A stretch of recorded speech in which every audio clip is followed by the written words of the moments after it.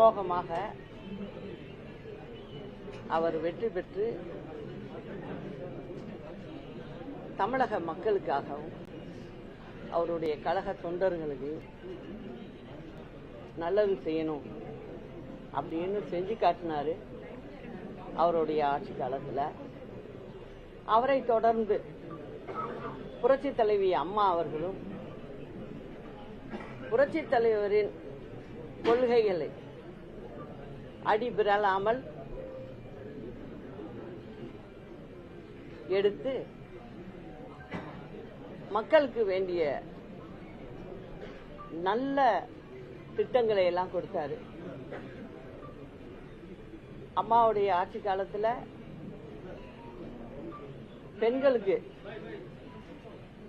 பாதுகாப்பானதாகவும்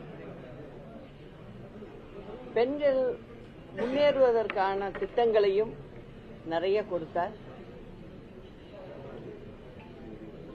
அம்மாவுடைய மறைவுக்கு பிறகு எல்லாம் தலைகீழா மாறிடுச்சு. இந்த தமிழ்நாட்டு மக்களை இந்த திமுக என்ற தீய சக்தி கசக்கி பிழிந்து கொண்டிருக்கிறது. இதையெல்லாம் பார்த்த நான் இதற்கு ஒரு முடிவு கட்ட வேண்டும் என்ற எண்ணத்தில் நானும் 24ஆம் தேதி அம்மா பிறந்த நாள் அன்னைக்கு ஒரு கழக கொடியை அறிமுகப்படுத்தினேன். தலைவருக்கு அன்னைக்கு ஒரு தொண்டர் ஒரு இயக்கத்தை ஆரம்பித்து வச்சிருந்தார், கட்சியை. அந்த கட்சியில் தலைவர் தன்னை இணைத்துக் கொண்டு அந்த கட்சியை நடத்தினார். அதேபோல் எனக்கும் அந்த சூழ்நிலை வந்திருக்கிறது. ஒரு அம்மா மேலையும் விசுவாசமாகவும் தலைவர் மேலையும் அம்மா மேலையும் பற்றுள்ள ஒரு தொண்டர் ஒரு கட்சியை ஆரம்பித்திருக்கிறார். அவருடைய ஆரம்பித்த கட்சியை நான் என்னை இணைத்துக் கொண்டுள்ளேன். அந்த கட்சியினுடைய பெயர் அனைத்திந்திய புரட்சி தலைவர் மக்கள் முன்னேற்ற கழகம்.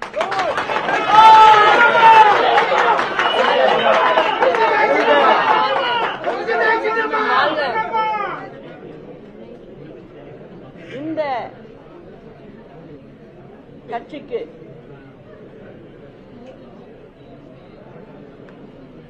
உள்ள சின்னம்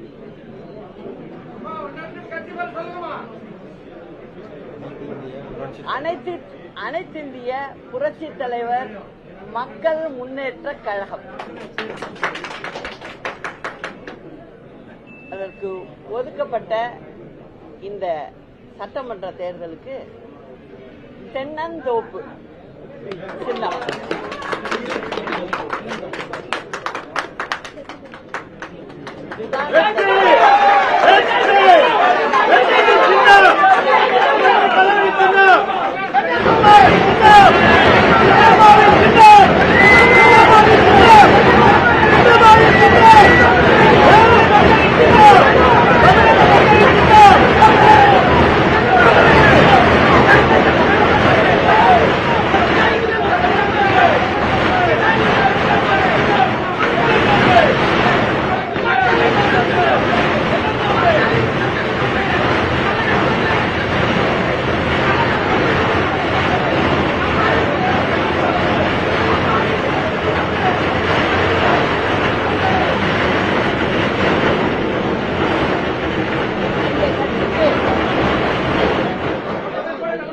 தென்னந்தோப்பு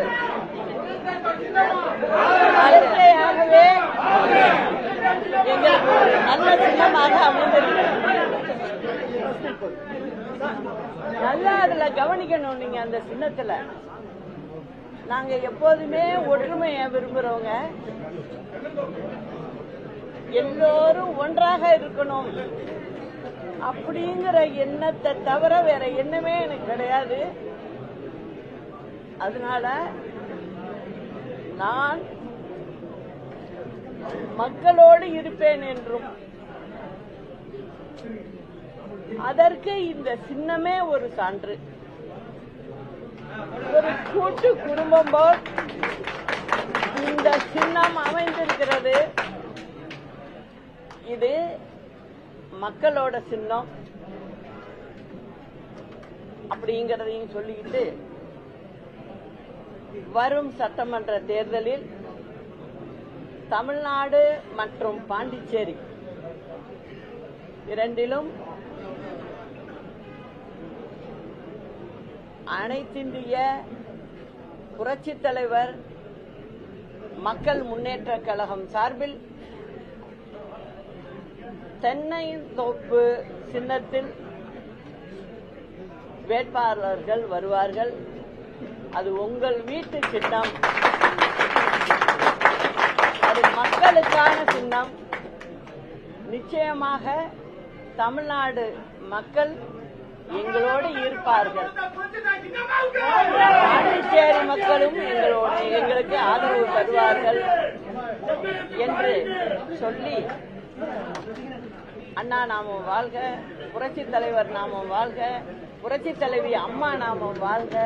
நன்றி, வணக்கம்.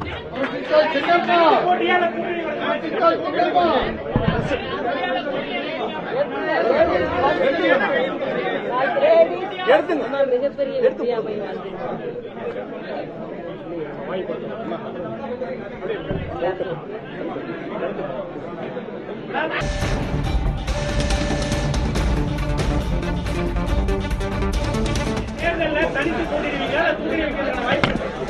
அதாவது எங்க சின்னத்தை பாத்தீங்களா? தென்னந்தோப்பு எத்தனை மரம் இருக்கு. அதனால நாங்க எப்போதுமே ஒரு தோப்பு அப்படிங்கறதான் நினைப்புல இருக்கோம்.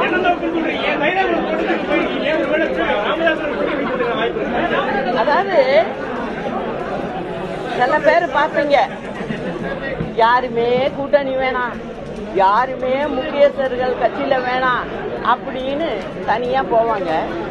ஆனா நாங்க அப்படி இல்லை. எங்க நிச்சயமாக எல்லோரும் நாங்க கூட்டணியோட தான் நாங்க சந்திப்போம். நிச்சயம் தமிழ்நாட்டு மக்களுக்கு நல்லது நடக்கணும். எங்க கழக தொண்டர்கள் தலைவர் காலத்திலிருந்தே வந்தவங்க எல்லாருக்கும் பாதுகாப்பாகவும் தமிழக மக்களுக்கு பாதுகாப்பாகவும் நாங்கள் இருப்போங்கிறத நான் சொல்லிக்கிறேன். எப்போதுமே தனி மரம் தோப்பு ஆகாது. அது ஒரு நல்ல பழமொழி, நம்ம தமிழ்நாட்டு பழமொழி. அது அதற்கு ஏற்ப நாங்கள் தனி மரமா வரல, தோப்போட தான் வந்திருக்கோம். அந்த தோப்புங்கிறது எங்க கழக தொண்டர்கள் மற்றும் தமிழக மக்கள். எடப்பாடி பழனிசாமி அவருக்கு எதிராக இருந்தீங்க. இப்போ அவருக்கான இருந்த அந்த எதிர்ப்பெல்லாம் நீங்கிருச்சு, அவர் சாதிச்சுட்டாருன்னு சொல்றாங்க ஏடிஎம்கே இருக்கவங்கலாம். உண்மைதானா? நீங்க எப்படி பாக்குறீங்க? அது எல்லாம் இந்த 26 தேர்தல்ல தெரியும்ல, யாரு சாதிக்கிறாங்க யாரு சாதிக்கல அப்படிங்கறது. விஜயுடன் கூட்டணி அமைப்பதற்கு வாய்ப்பு இருக்கு. நான் தான் சொல்லிட்டேனுங்க. அதாவது எங்களுடன் ஒரே கருத்துள்ள கட்சிகள் இணைந்து நாங்க செயல்படுவோம் எல்லாரோடையும்.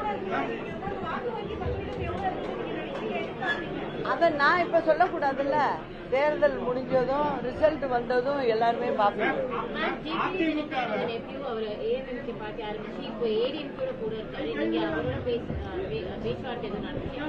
அதாவதுங்க, ஒரு கட்சி அப்படின்னா அவங்களுடைய மனசு எப்படியோ அப்படியே அவங்க செயல்படுவாங்க. நான் அதை பத்தி ஒன்னும் சொல்றதுக்கு இல்லை. ஆனா என்ன பொறுத்த வரைக்கும் இந்த கட்சின்றதும் சரி, எதுக்காக நம்ம ஆரம்பிக்கிறோம், எதுக்காக செய்யறோம் அப்படிங்கும் போது எல்லாமே என்ன பொறுத்த வரைக்கும் மக்கள் தான். அதனால மக்களுக்கான ஒரு கட்சியா நாங்க இயங்குவோம். நாங்க செயல்படுறோம்.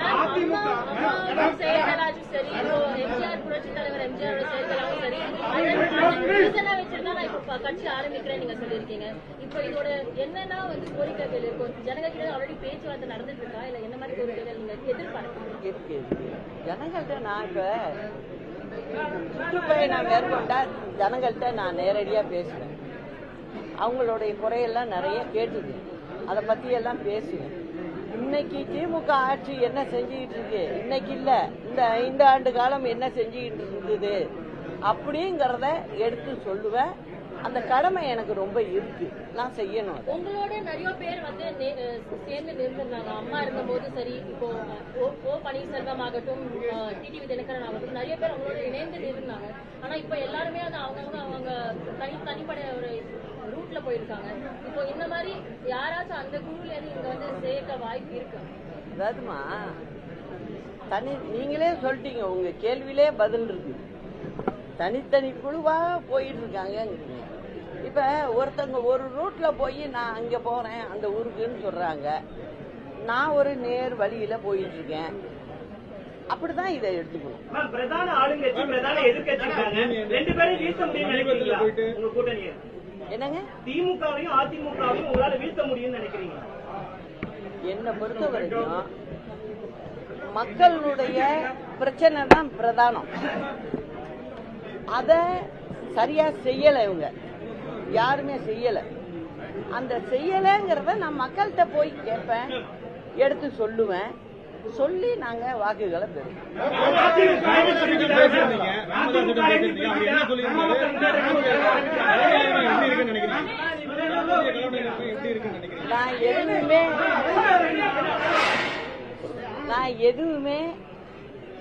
நான் உங்களுக்கெல்லாம் சொல்லியிருக்கேன், நான் ரொம்ப அவசரப்பட மாட்டேன், நிதானமா தான் செய்வேன் அப்படின்னு சொல்லியிருந்தேன். இதை இப்ப இன்னைக்கு சொல்லிட்டேன், எங்களுடைய சின்னம் தென்னந்தோப்பு அப்படிங்கறத சொல்லிட்டேன், கட்சியினுடைய பெயரையும் சொல்லிட்டேன். அதனால இனிமே எங்களுடைய பயணம் வெற்றி பயணமா அமையும். அதுக்கு தமிழக மக்கள் பெரும் ஆதரவு கொடுப்பாங்க. ஏன்னா தமிழக மக்கள் நியாயத்தை பாக்குறவங்க முதுகுல குத்த மாட்டாங்க. எதிரில் பேசக்கூடியவங்க நல்ல மனம் படைத்தவர்கள். அதனால நல்ல தீர்ப்பை அவங்க கொடுப்பாங்கங்கிற நம்பிக்கை எங்களுக்கு.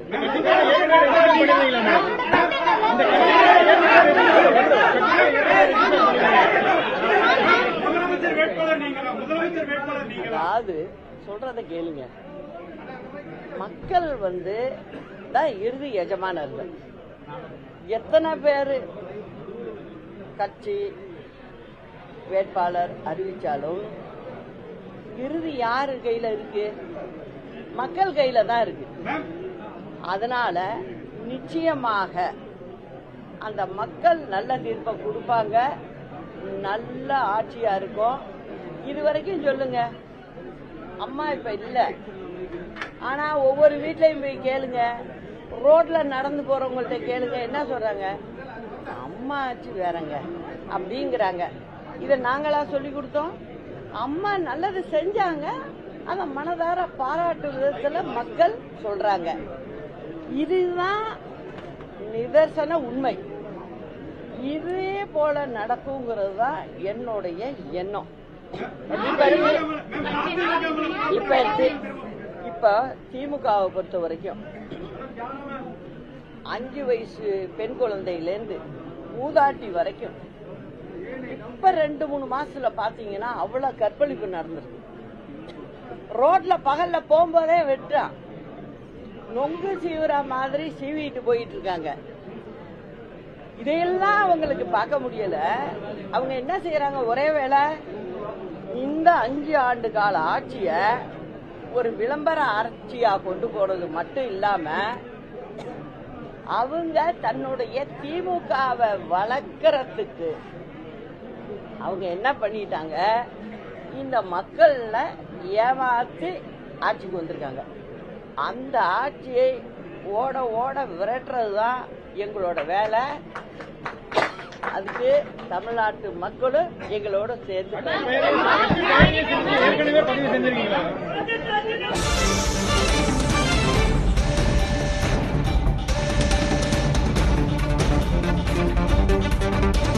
அனைத்திந்திய புரட்சித் தலைவர் மக்கள் முன்னேற்றக் கழகம் என்று தான் தொடங்கிய கட்சியின் பெயரை அறிவித்திருக்கிறார் சசிகலா. வரும் சட்டமன்ற தேர்தலில் தென்னந்தோப்பு சின்னத்தில் போட்டியிட உள்ளோம் என்றும் அறிவித்திருக்கிறார்.